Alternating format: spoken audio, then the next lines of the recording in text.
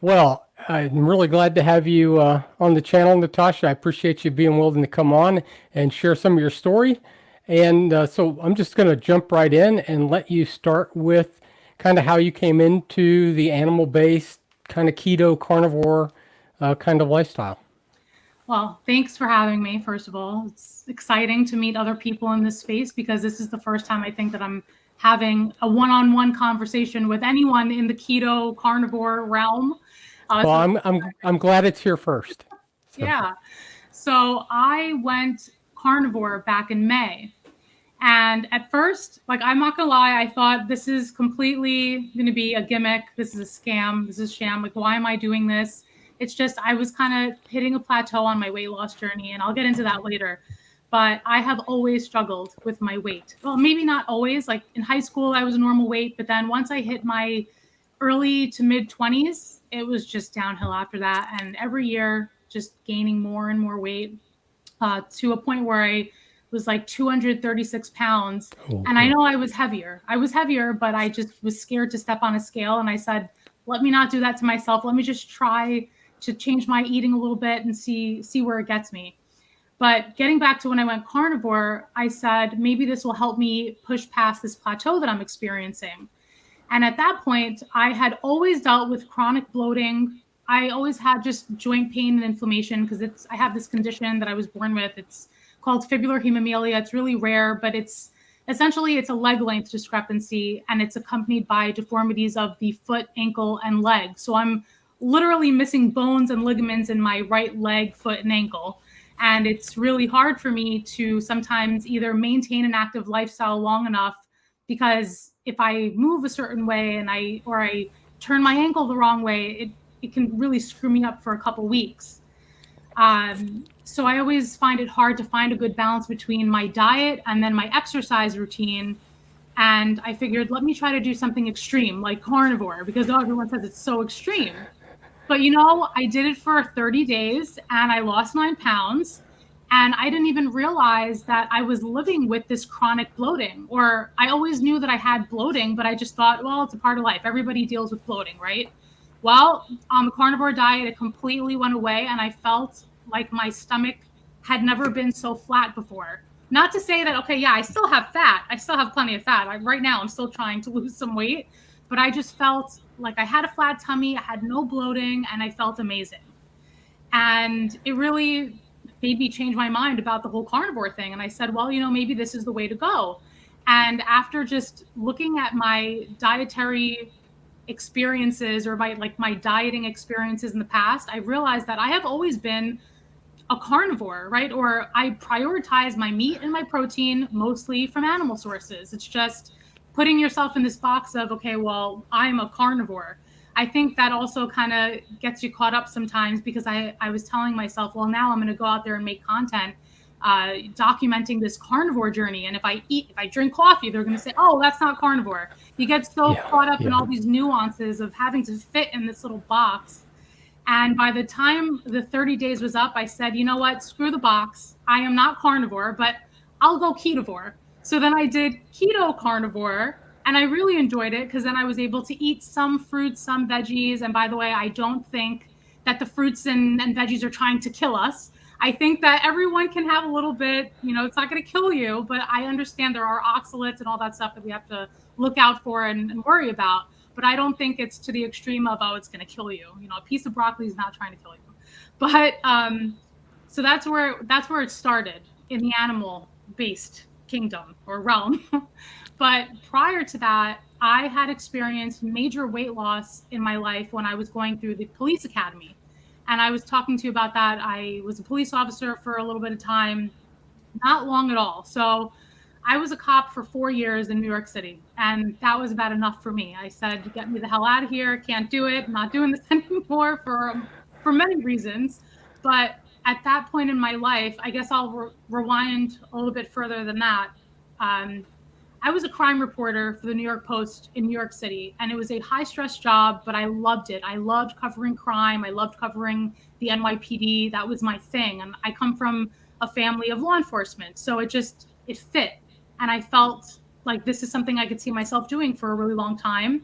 But after year after year of just covering basically the same old story, you know, man was shot in the head, cop said, you know, this, that, it just became so redundant. And I felt like I was kind of ruining people's reputations and their lives with some of the stories that I was covering. If you Google my name, well, I'm married now, so my last name was different when I was working at the newspaper, but my maiden name was Velez, Velez. So if you Google some of my articles, you might see where I'm getting at here. But I have some crazy stories being a reporter for the New York Post. Like, I was literally stalked by a murderer, a convicted murderer, like all kinds of crazy things that I won't get into on this interview, but I had it about up to here with it, and I said I need something to change in my life. And at And that point, that was probably pretty high stress, I would oh my imagine. gosh, are you kidding me? It was so bad. It was so bad. And, you know, I found myself so miserable with my career that I was taking it out on everyone around me. I was emotionally eating. I was drinking a lot. Like, literally, I would be having 4 or 5 beers a night just to fall asleep. And I was like, wow, this job is really starting to impact my quality of life. Like, I had no time off. Basically, I was working 60+ hour work weeks, easy, easy. And I said, I don't know why I thought it would be wise to then go into law enforcement, but I was just desperate to get out of journalism. And I thought, well, you know, it's something that I always wanted to do as a young kid. I always wanted to be a police officer, and I was raised by a New York City police officer. And I just thought, hey, I'll give it a shot. But at that point in my life, I didn't even know if I could do it because I have that condition that I was telling you about. And at that point, I had already ballooned to over 200 pounds. And I knew that if I was going to have to get through the police academy, that I would have to lose some weight in order to get through it. And to my surprise, like, I was looking into it recently because I posted a video about getting through the fat body camp, they call it in the NYPD. They don't even have cops doing these physical fitness assessments anymore. You could just get in because there's slim pickings. They can't find anyone to become a police Right. officer. So they're just saying, oh, forget about it. You don't need to run a mile and a half in 13 minutes. Forget about it.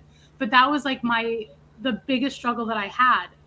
And so at that point in my life, I was desperate to switch into this new career path. And I started calorie restricting. I started working out crazy, like crazy. I would run and walk on the elliptical and the treadmill an hour right after I got out of work. I was doing anything and everything to shrink my body. It wasn't about my health. It wasn't Yeah. about feeling good. It was about, I need to do something to break into the NYPD. Otherwise, they're not going to accept me and I'm not going to pass. So I was desperate.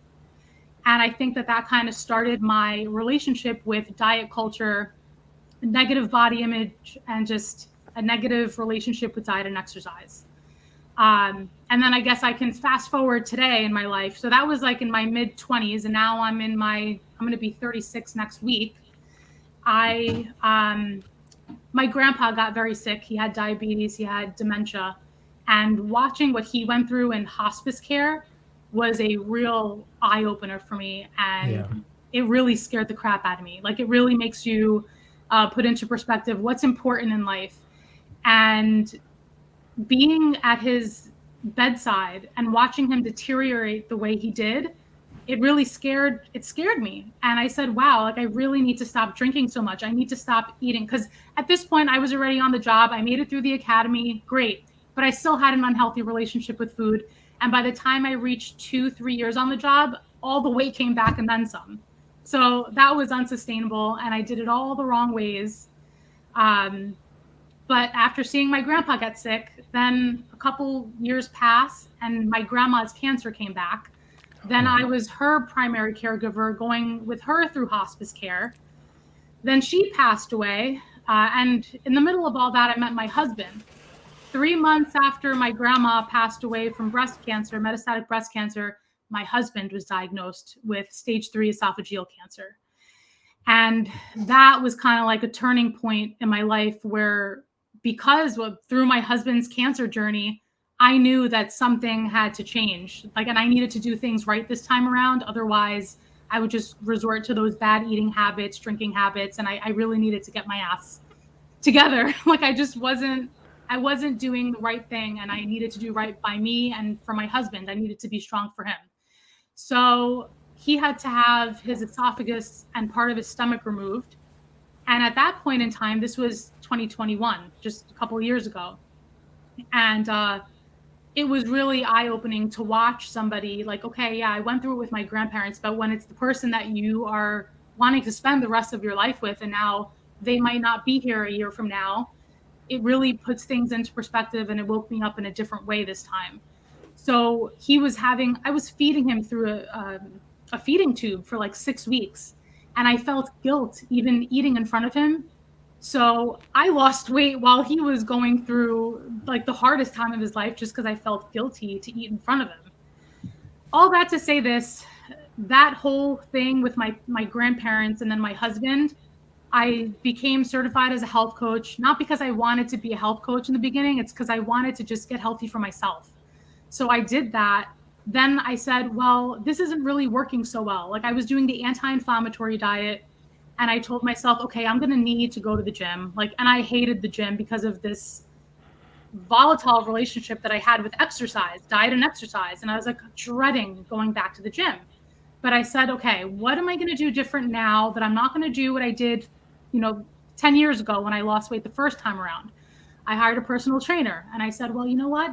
I'm paying this guy to come meet me at the gym. I'm going to go and get certified myself, and I'm going to start blasting it on social media that I'm a personal trainer after I get my certification. Meanwhile, I'm still considered obese. Like I'm still overweight, but I didn't even care. I said, I'm going to do this for myself.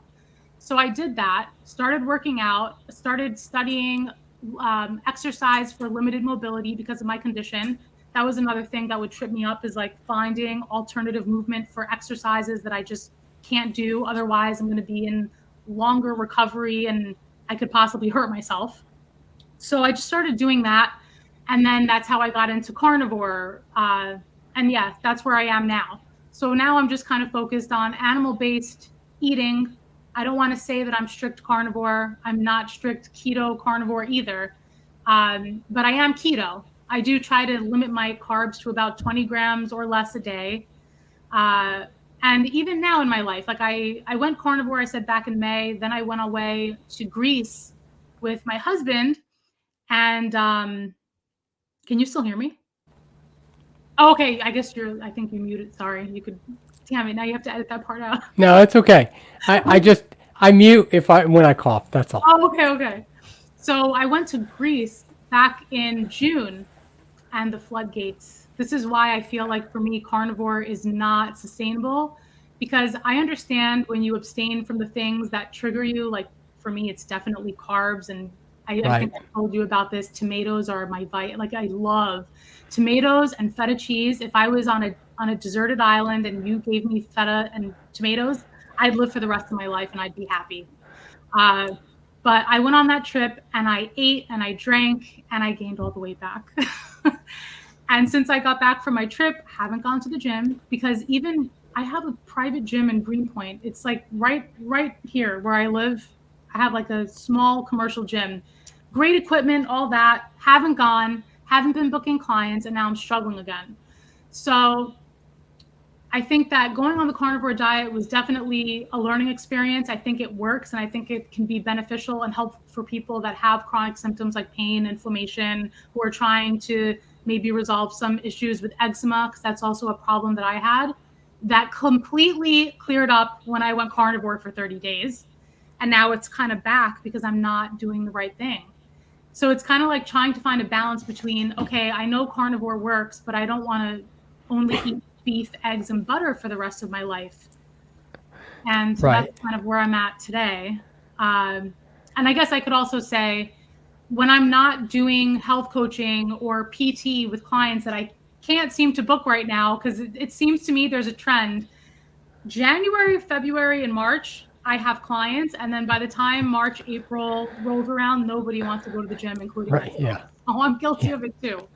I work for a couple different doctors doing content creation, video editing. I work for a plastic surgeon. I work for two doctors in the keto, I don't want to say carnivore space, Dr. Boz, and then Adapter Life Academy. Do you know Adapter? So I do freelance work for them. And then I work for a couple other doctors that are based out of, I don't even know if I'm allowed to say the name of that doctor, but because I'm still in the beginning stages with that one. But I'm just doing all of the things. And it's funny that now, even just working for Dr. Boz, I'm going to be health coaching people through her program. So I'm just trying to keep myself aligned with all things keto, not necessarily carnivore, but of course I do want to prioritize all my fat and protein from animal sources. And I think that's just where I'm at today without putting myself in such a restricted box, you know? Right.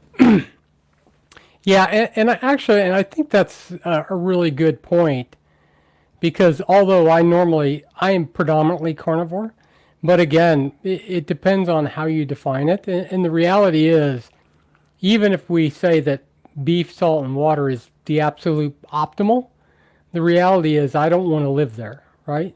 Yeah. And so, I drink coffee. I do whole fat dairy or full fat dairy. On occasion, I will still have some blueberries or onions and green peppers or whatever. But, the important thing is it doesn't matter what the best is if you can't do it for the rest of your life, right? Or for at least long extended periods of time. We all have to find kind of that sweet spot Yeah. of where we are. Yeah. So, did you find the difference between your previous diets, calorie restriction, starving yourself, those kind of things? Was it radically different in how you felt during your weight loss when you've done, carnivore, keto, ketovore, whatever?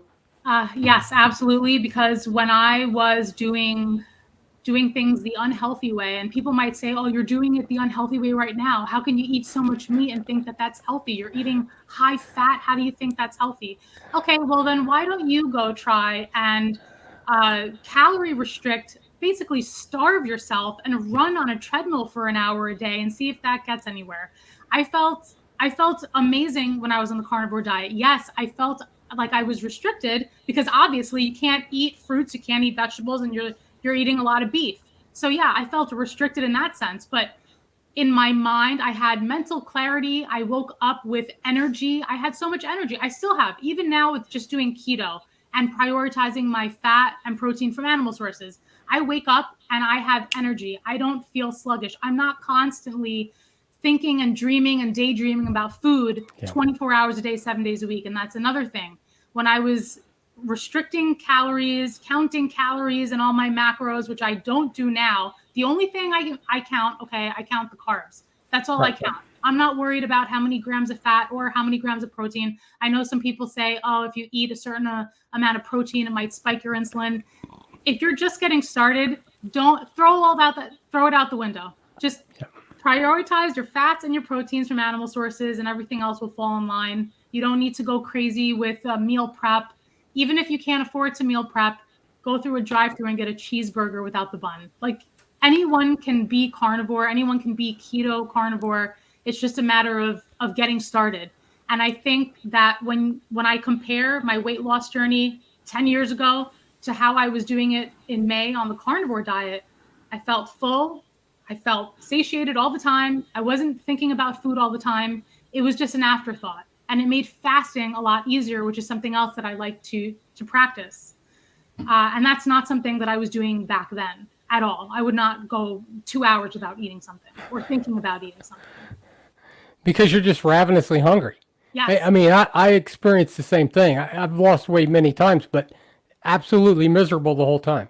Yeah. Right? Yeah. And you're always consumed with the thought of what you're going to eat, and all of that goes away when you can eat until you're full. Yeah. And then also, like, I feel like it's a catch-22 because, yeah, you feel restricted on the carnivore diet, right? But it also takes out a lot of the guesswork. You don't have to think about, well, oh, what am I going to have for my next meal? Well, you know what you're going to have. You're going to have some eggs. You're going to have some bacon. You're going to have some ground beef. You don't have to sit there and think, oh, I have to go to the grocery store. I need to get the onions. Oh, I forgot this. No, you didn't forget anything. It's all in the fridge. Just whip it up and you're good to go. Yeah, exactly. And no other animal on the planet, right? No animal, no mammal counts macros. They don't count calories. They just eat when they're hungry, and they eat till they're full. and then they go on about their business, right? So Yeah, and I think it's funny you say that because I feel like so many of us, myself included, I've done this so many times in the past when I was on all these crazy diets. You get so over consumed by the science, like, oh, I have to eat this many carbs and this many calories. You have no idea how many hours of my life that I've wasted with a calculator. Like, oh crap, I ate zero point 0.5 too many grams of carbs today. What am I going to do? I'm going to have to run on the treadmill for an extra 20 minutes now. It's not that serious. It's not that, it doesn't have to be that difficult. It doesn't have to be no, that hard. And yeah, yeah, I don't know. I think carnivore is one of the best because it's not about the macros. It's about a high fat or fat and protein from animals. Everything else falls in line. right, yeah, and again, even if you go up to 50 grams of carbs a day, if you're young and healthy, you just watch what you eat. And I think most people, after a while, discover what does bother them. My wife, by the way, loves tomatoes. We have a garden full, and she's given almost all of them away because after doing predominantly carnivore, she's discovered it makes her joints hurt. And Oh, so, but you learn that as you go along, and you find what works for you. And as long as you're doing animal based and relatively small carbs, and it's truly liberating from the perspective of being kind of a slave to food. yes. At least I know it has in my life. Yeah, and then also like getting back to eating fruits and vegetables on a carnivore diet, right? Everyone has their own definition of what carnivore is, right? And you see like, okay, Paul Saladino, he eats fruits, he eats vegetables, he eats honey. It's all individualized to what you can tolerate. A lot of people just use the carnivore diet as an elimination diet. Maybe you do have some sensitivities, like your wife has sensitivities to tomatoes, and she found a correlation between the joint pain. Okay, then don't eat the tomatoes. It's Right. very simple, and that's another thing. Like I have a small group on meetup.com and a small Facebook group, and every month we try to focus on a new animal-based approach to nutrition. So for the month of September, we're focusing on Weston A. Price and applying those principles to a ketogenic diet or lifestyle. But come January, I plan on doing the lion diet. So I'm going to do that for 30 days, start the new year off, reset, get rid of all the junk because I know, like I'm saying to myself, the holidays are coming and I know what's going to happen. Like I'm going to try my best to stick to a keto diet, but I'm probably going to have a piece of apple pie or something. Life isn't perfect, okay? No diet is perfect. Everybody has their vices.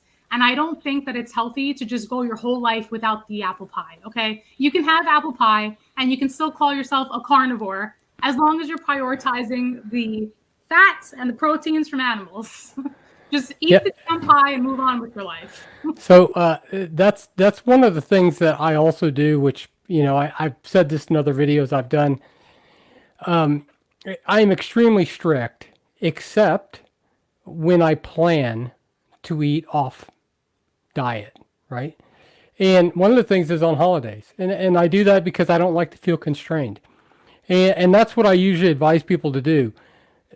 If you, just like you said, if at Christmas time, or you have a child's birthday coming up, or Aunt Edna, right, and you're going to have pie, just plan on that day, plan on it. It's but don't allow the holiday to turn into the 12 days of Christmas, right?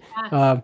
Because that's the issue. That's usually where people really begin to have problems. So, you want to have a piece of pie on Christmas, plan on that in advance. That's what you're going to do. You do that. It's not cheating. You've made that choice, and you move on afterwards. So, And it's a big psychological game too, because if yes, you go into the holiday season saying to yourself, you have to put the blinders on. No, I can't eat this. I can't eat that. You're going to fall off and you're going to eat it. And then you're never going to get back on. So like you're saying, right. just give yourself the permission, say, yeah, I'm going to have a piece of pie. I want to enjoy this birthday cake with my son or my daughter. Like it's okay to enjoy life and be in different seasons of your life where you can celebrate with food. Doesn't mean that the next day you can't pick up where you started the day before Right. and just keep it going. Which is the key. You just get right back on. But listen, most of us do this because although many come into this to lose weight, which I did initially. But as time has gone by, I've become much more health conscious. And, I do this because I want to live well past 100. But part of living, right, is actually living. And so, if you're going to have a piece of pie or a piece of cake on occasion, it's not the end of the world. So Absolutely. you mentioned, Natasha, fasting. So do you implement like intermittent fasting, or do you do some longer 48 or 72-hour fast from time to time? So I'll do a 36-hour fast from time to time, but I'll drink bone broth occasionally. Like I don't do extended fasts without food. The only thing I do is like 16/8 routinely. And for now, like not for now, but now in my life, that's just how my body is programmed because that's what I've been following and doing. But in the past, I have experimented. Okay, this is really bad, but way before fasting was even like this big thing on YouTube, this must have been when I was going through a really bad breakup and I just wasn't hungry. This was when I was maybe 22 or 23 at the time. I went like 12 days without food, and it was because I was depressed. But then by the 10th day, I had like this awakening and I felt so great. I had so much energy. And I never forget that because then, like, I was telling like my grandmother, I haven't had anything to eat in 10 days at this point. She's like, what? You better eat something. Like, are you crazy? You're going to die. Like, you can't do that. Yes, you can do that. Yeah. Every once in a while, you can do an extended fast. You're not going to die. You're not going to die. But yeah, that's what that taught me. It's like you can do extended fasts and for the benefits, the health benefits of autophagy. And I truly do believe in that. I think that that's an excellent tool to use for weight loss and for your health. And combining those two can do wonders for your health, especially if you're insulin resistant. I'm not insulin resistant, but I have seen like through Dr. Boz, like working for her and seeing some of her patients reverse type 2 diabetes and reverse years of being on medication. Yeah. Works. It works. Yeah, absolutely. Dr. Jason Fung does some great information on fasting, and people really don't, what we've been told for decades is, that when you fast, you go into starvation mode and all those types of things. And the reality is, at peaks about the third day, your metabolism actually increases. Yeah. And all the way up to about the fifth day, because your body's saying you better go kill something because we got to eat, right? It doesn't shut down and you just lay down and die. Yeah. It's not like that at all. And the mental acuity and stuff like that you mentioned is pretty common because it's just a survival. It's part of a survival package, right? That we have. Do you use any of these apps like the Life app for fasting? It looks like this thing has been great. Oh, you can't see it because you see my background. Damn it. Yeah. There you go. You can't get close, but The Life app is amazing. I love that app because it'll tell you like where you're at during your fast, like what's happening now, and it kind of keeps you motivated to keep on going. Like it'll say, "Oh, you just hit autophagy," and it's a free app. So if anyone's interested in that, and then like I don't know if you use this app. No. Okay, well they have like fasting circles. Like you could join my circle or anyone else's. Just have an accountability partner while you're fasting, and I think that's really great. Yeah, I know. I am pretty. The great thing that I like about now, I have done keto or ketone and blood sugar testing a lot for a couple of months, sometimes as many as 5 times a day, test throughout the day, but mostly just because I was curious. But I kind of come to a place to where honestly, I'm pretty simplified. I eat when I'm hungry, and if I'm not, I don't. And in fact, one of the things that I've found is it's hard for me sometimes to even eat twice a day. So, I mean, I don't purposely intermittent fast anymore, even though I eat once or twice a day. So, have you found that that's kind of what has happened? Like you just when you get hungry, it's not till noon or 1 or 2 o'clock, or maybe you eat in the morning, but you're only eating once or twice a day, and you're not fasting because you're hungry. You're just not hungry, so you don't eat. Absolutely, especially now, just following Dr. Boz's program. I am doing every morning for the past, 2.5, 3 weeks now. I have butter coffee or bulletproof coffee, whatever you want to call Yeah. it. I put MCT, I put heavy whipping cream, Yeah. and I put butter. Okay. And that might sound crazy to some people, like, wow, that's a lot of unnecessary calories. But I will tell you, I do not get hungry. I am not hungry until maybe 2, sometimes even 3. And before I'll be sitting here working on my computer and I'll look at the time and I'll be like, holy crap, it's 4 p.m. I haven't had anything to eat all day. And all I had all day was the coffee, but I don't feel full. So I think that's great. It kind of forces you to fast and you don't even realize it's happening. Right. And that's one thing that I love about the butter coffee. So I used to think, oh, how could I can't think of the word. How could I consciously put this MCT, all of this fat into my coffee and drink it and feel okay with it? It's fine.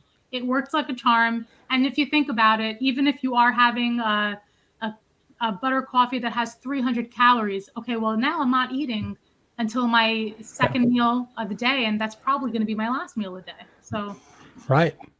Yeah, and I put heavy whipping cream in my coffee, and I drink it throughout the whole day. yeah. So yeah, now I don't do butter. My wife we use butter, and my wife loves butter, and she puts coconut oil in her coffee sometimes. But I'm a big fan of heavy whipping cream.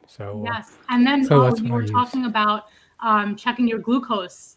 So I just registered or sent my information in to get a continuous glucose monitor. So I'm really excited to see what my numbers are going to be. And I feel like that's going to help me or deter me, especially with the holidays and everything coming up, from drinking too much wine, because I know what's going to happen to my insulin.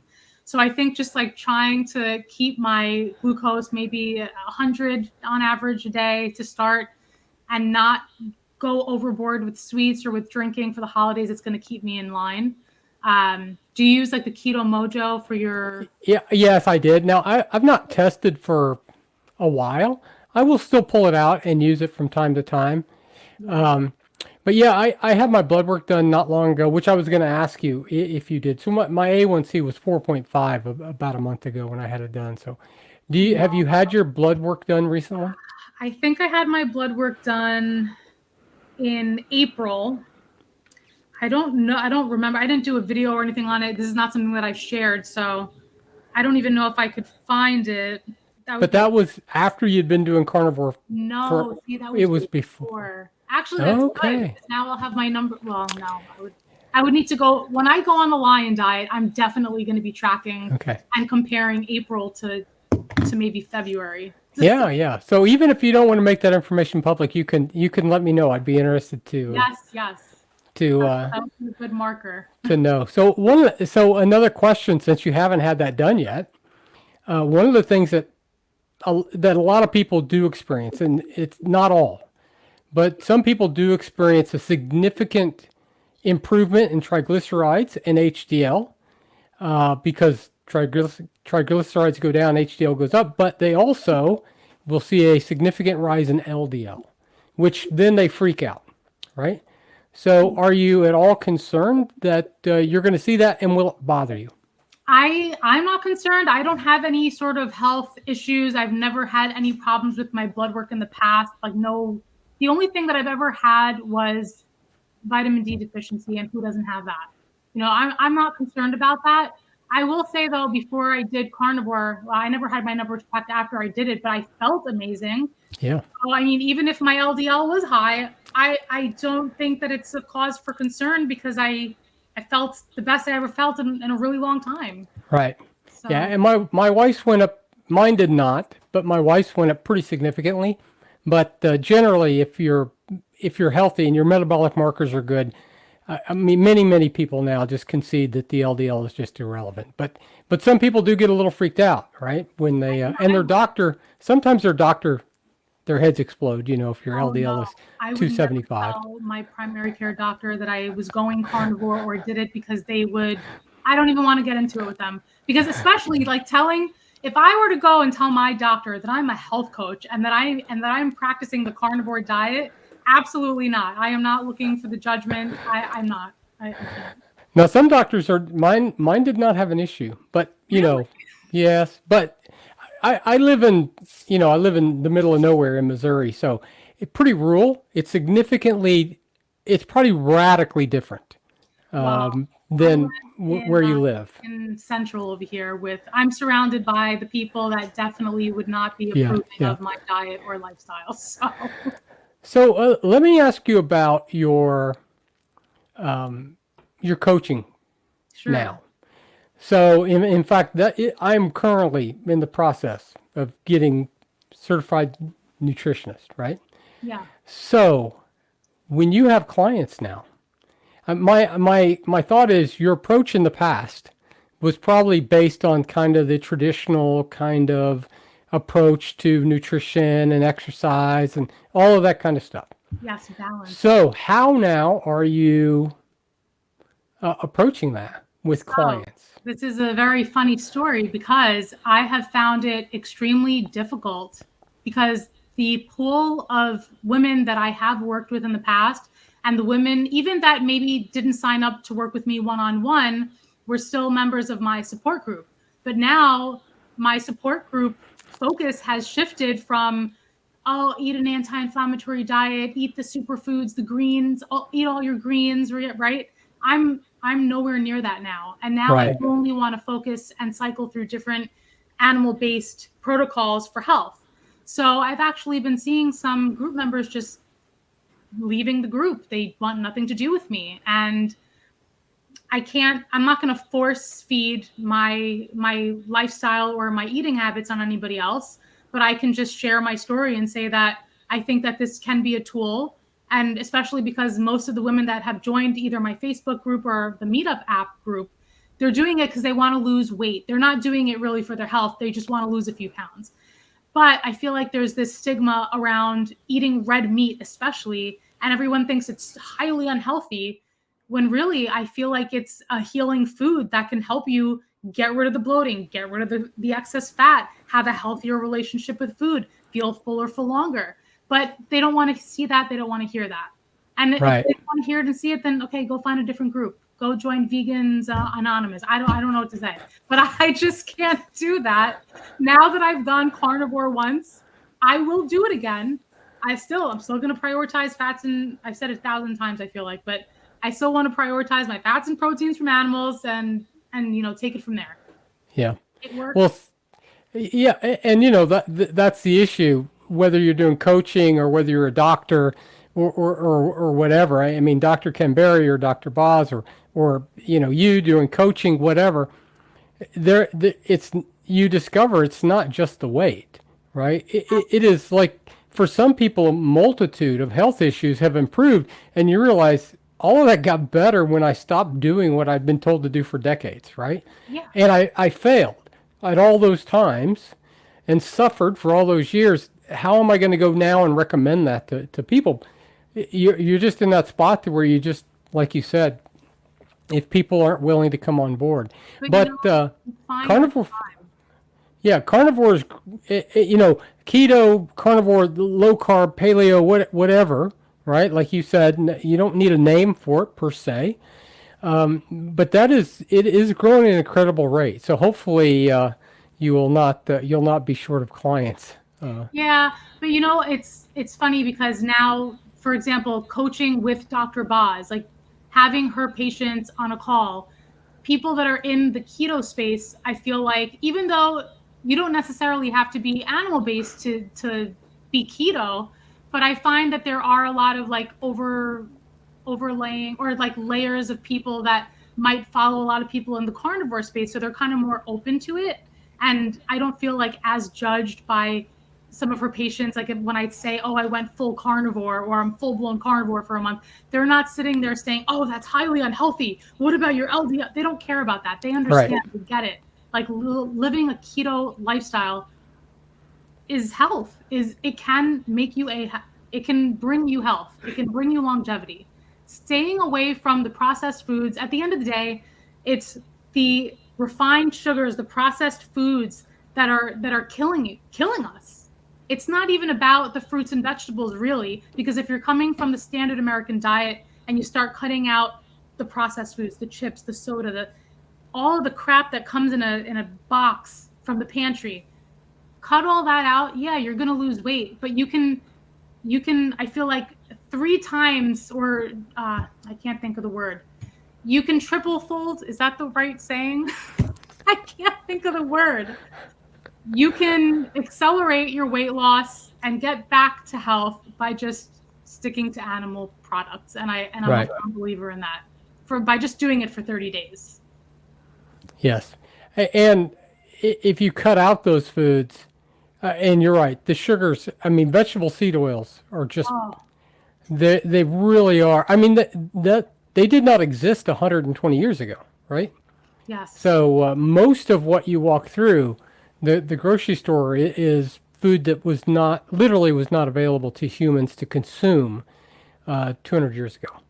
Yeah, and I'm Right? still doing a lot of research on Weston A. Price, but that's one of the principles. Half the things that we see on our grocery shelves today were just not available back Yeah. then. And he did a lot of research on the teeth of people from indigenous lands, or people that lived on farmlands in rural America, and compared that to people that lived in smaller cities, and checked how their teeth were decaying over time. And the people that were eating high fat animal products had healthier teeth than the people that were eating the TV dinners and all the junk food that we're exposed to today. Yeah. So, Yeah. In fact, there's a lot of research on pretty ancient man that shows hunter gatherers, the rate of tooth decay among them was extremely rare. But when you moved into groups that were eating, ground grain, like the Egyptians, different people like that, their tooth decay was radically. They'd have abscesses. They have multiple teeth missing, and all those kind of issues. But sticky carbs really just destroy your teeth. I mean, absolutely. it's just the And way it is. also different ways of preparing your food that will lower oxalates, or when you have sprouted grains and things like. There are different ways that you can prepare your food, even if they are starchy foods that you probably shouldn't be eating anyway. It's better to just not eat them. There are ways that you can prepare them to limit the anti-nutrients. Your wife, I have a question for you about Sure. bug in here. Do you think that do you follow a keto diet, or are you just, I am carnivore, I eat high fat, or I eat fat and protein from animals, or like, do you think that the macros matter? So I don't count macros. I don't count anything, right? I do nothing like that. I do carnivore probably 8 to 9 days out of 10. Okay. So I'm about 80 to 90% carnivore, not in a day, but just those days. When I am not now, and again, carnivore would be animal products, meat, butter, eggs, full fat dairy, and that's about it, right? Except I drink coffee. So again, do people discount me for that? Well, maybe, but Um, the things that I eat are just animal products, full fat dairy, and that's what I do. On the days that we do not, they would be like I mentioned earlier. Like we have stuffed mushroom caps on occasion. I will make keto ice cream with heavy whipping cream and a raw egg. We put vanilla in it. So is that carnivore? No. My wife will put green peppers and onions and eggs. We'll have stuffed jalapenos sometimes. So those are the types of vegetables that we would add in. But yeah, I'm probably, never over 20 total grams. And yeah. the vast majority of the time I am way under that probably. So you're Right? like Whatever I get from cream.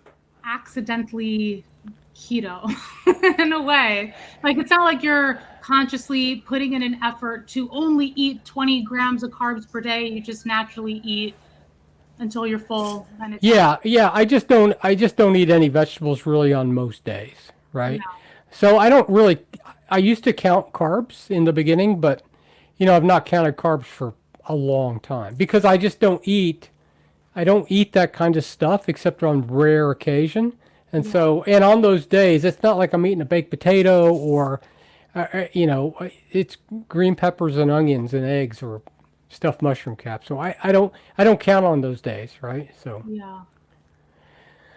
now you probably, like many people I've talked to and myself as well, at near your heaviest weight, you just stopped getting on the scale. So the heaviest I ever weighed that I know of was 264, but Wow. uh, my wife has pictures of me that I look significantly bigger than that. So from your max weight, how much are you down, if you don't mind Oh me asking? man. So I'm just gonna tell you, I am anywhere. It ranges. I don't step on the scale every day because now my husband, this is funny. We at one point had two scales in the house at any given time because my husband has a Garmin watch that connects or syncs to his Okay. scale. And when I was over 200 pounds, I was so mortified, embarrassed, and ashamed for him to know the actual number when I would step on the scale. So I bought a scale for myself. But since I lost a lot of weight, I took that scale upstate because we have a house in the Catskills. So now we only have the one scale, and I don't try to step on it every day because that's also really unhealthy. But I hover between 170 and 175 at this point. At this point. And I feel like some people will look at me and say, "Oh, you don't look like you're 175." I'm 175. I'm 170 or 175. Believe me, the number it says. So right now, it's like I know that I'm still not at my goal weight, and it's still something that I struggle with. I still struggle with low self-esteem. I still have negative body image. These are things that I feel like are going to take a lot more work than just going carnivore for 30 days. But I feel like it's helping me get in the right direction of where I'm trying to go. And I think that also when you've lost a significant amount of weight, the more weight you lose, the harder it is to keep losing. Like there comes, I feel like I'm at my baseline right now.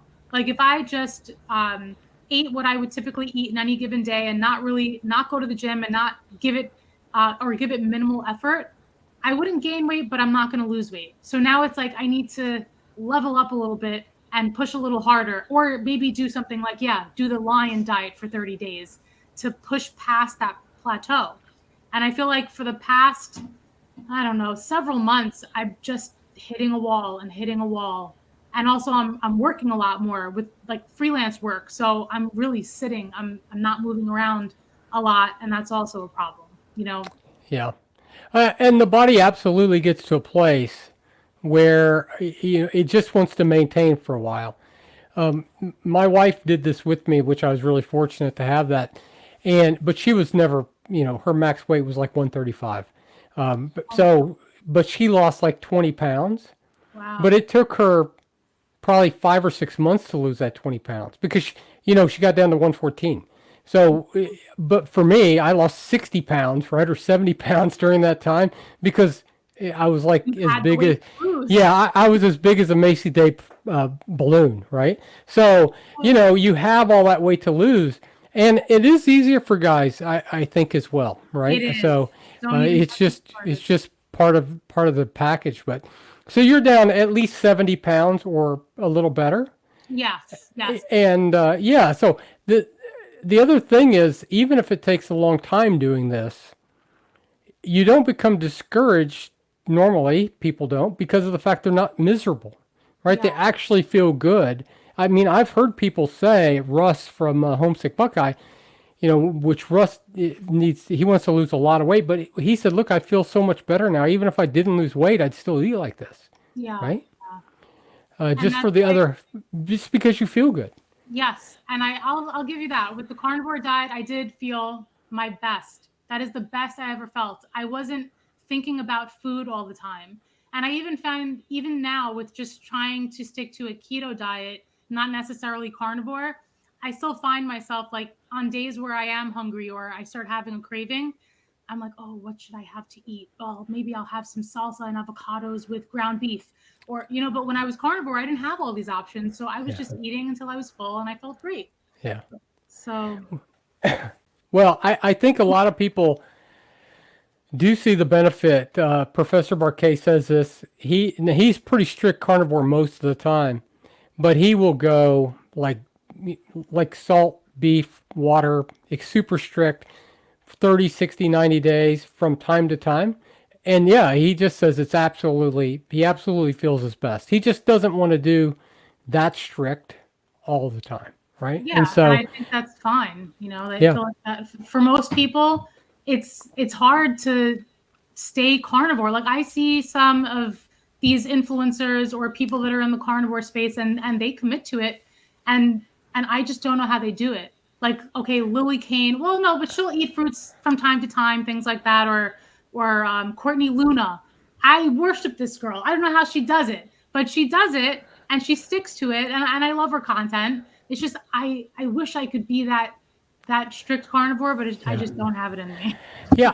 I think though in time it does become like if I never ate another vegetable, I probably wouldn't miss it. I mean, I did miss heavy cream when I did beef only, but Yeah, but yeah, there are absolutely Kelly Hogan, Dr. Chafee, right? yeah, I mean, they don't eat carbs ever, right? I mean, yeah, they just don't do it. But that's the great thing is that however they manage that, you don't have to do that. I mean, if you do 70%, you've added decades to your life than instead of eating at McDonald's, right?